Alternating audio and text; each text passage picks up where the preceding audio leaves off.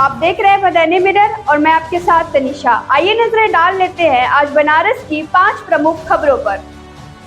काशी हिंदू विश्वविद्यालय के सर सुंदरलाल अस्पताल के नर्सिंग स्टाफों ने दूसरे दिन भी अपना प्रदर्शन जारी रखा, जिसमें वहां पहुंच रहे मरीजों को काफी दिक्कतों का सामना करना पड़ रहा है। वहीं लगभग 800 की संख्या के नर्सिंग स्टाफ लगातार प्रदर्शन कर रहे हैं और विश्वविद्यालय प्रशासन के खिलाफ लगातार नारेबाजी भी जारी है।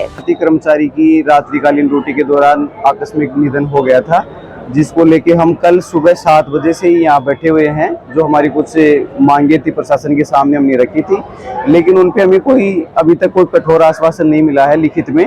इसकी वजह से आज दूसरा दिन है, पेशेंट का पोस्टमार्टम भी नहीं हो पाया इनकी वजह से, और हम सब लोग अभी इमरजेंसी के सामने डटे हुए हैं। और यदि 2 बजे तक कुछ नहीं होता है, हल नहीं निकलता है, तो हम लोग कार्य बहिष्कार के लिए बाध्य होंगे, जिसकी पूर्ण जिम्मेदारी प्रशासन की होगी। पुलिस का भी दबाव। काशी के प्रसिद्ध संकट मोचन मंदिर में आज एक विशेष धार्मिक आयोजन के तहत राम दरबार को स्वर्ण मुकुट अर्पित किया गया। यह भव्य आयोजन प्रधानमंत्री नरेंद्र मोदी के तीसरी बार प्रधानमंत्री बनने की खुशी में हुआ। कार्यक्रम का नेतृत्व media research and welfare society के अध्यक्ष और वरिष्ठ पत्रकार डॉक्टर अरविंद सिंह ने किया, जिसमें वैदिक ब्राह्मणों द्वारा पवित्र मंत्रोच्चार के साथ स्वर्ण मुकुट अर्पित किया गया। इसके पहले एक कार्यक्रम हम लोगों का हुआ था, जिसमें कि 2019 में एक संकल्प लिया गया था कि पूर्ण बहुमत की सरकार बनती है तो हम संकट मोचन हनुमान जी को 1.25 किलो का लड्डू, 1.25 किलो का सोने का मुकुट चढ़ाएंगे। वह पूर्ण हुआ और पूर्ण होने के बाद हमने संकट मोचन हनुमान जी को अर्पित किया। अब उन्हीं के सामने राम दरबार में विराजमान सबके माता सीता, प्रभु राम और भ्राता लक्ष्मण को इस बार स्वर्ण मुकुट चढ़ाने जा रहे हैं, क्योंकि हमने एक संकल्प लिया था कि हमारे काशी के सांसद देश के यशस्वी प्रधानमंत्री, मतलब तीसरी बार प्रधानमंत्री होते हैं, तो हम संकट मोचन दरबार में स्वर्ण मुकुट अर्पित करें। कुल कितने किलो? काशी की धार्मिक, आध्यात्मिक और सांस्कृतिक धरोहर को संजोने और विश्व स्तर पर प्रस्तुत करने में प्रीमियर बॉयज क्लब ने एक खास पहचान बनाई है। हर साल नवरात्रि के अवसर पर विशेष पंडाल की स्थापना के लिए प्रसिद्ध इस क्लब को देश विदेश से मान्यता मिली है। इस वर्ष भी काशी वासियों की निगाहें प्रीमियर बॉयज क्लब पर टिकी है कि वह इस पर किस तरह का पंडाल पेश करेंगे। क्लब की कार्यकारिणी ने व्यापक चर्चा के बाद सर्वसम्मानित ने वाराणसी स्थित स्ववेद मंदिर का पंडाल बनाने का निर्णय किया है। पंडाल में हम लोग स्ववेद मंदिर जो उमरहा में स्थापित है, विज्ञान देव और स्वतंत्र देव महाराज जी के योगदान से, उस मंदिर का जो पंडाल का जो कंसेप्ट है, उस कंसेप्ट को हम लोग अपने पंडाल में डिजाइनिंग करेंगे। हम लोग का मनोबल बढ़ा हुआ है। पिछली साल बेस्ट पंडाल ऑफ यूपी में सारे रिसोर्सेस और संज्ञान लेते हुए वेस्ट बंगाल की मुख्यमंत्री ममता बनर्जी ने बेस्ट पंडाल ऑफ यूपी का पुरस्कार अपने सचिवालय के IAS ऑफिसर नीरज पांडे जी के माध्यम से 2023 में हम लोगों को प्राप्त किया। हम लोगों ने सर्टिफिकेट, प्रशस्ति पत्र और उनके द्वारा बंगाल की मिठाई को भी ग्रहण किया और हम लोगों को सम्मान का गौरव हुआ। उस कड़ी में हम लोग इस बार स्ववेद मंदिर का कंसेप्ट दे रहे हैं, जो विश्व और के अंदर एक बड़ा ही लोकप्रिय और ध्यान, योगा, मेडिटेशन, शांति और उसमें कई चीज़ें 7 फ्लोर में बने हुए 10-10 हज़ार की कैपेसिटी में हर फ्लोर में मेडिटेशन करने का स्थान बनाया है।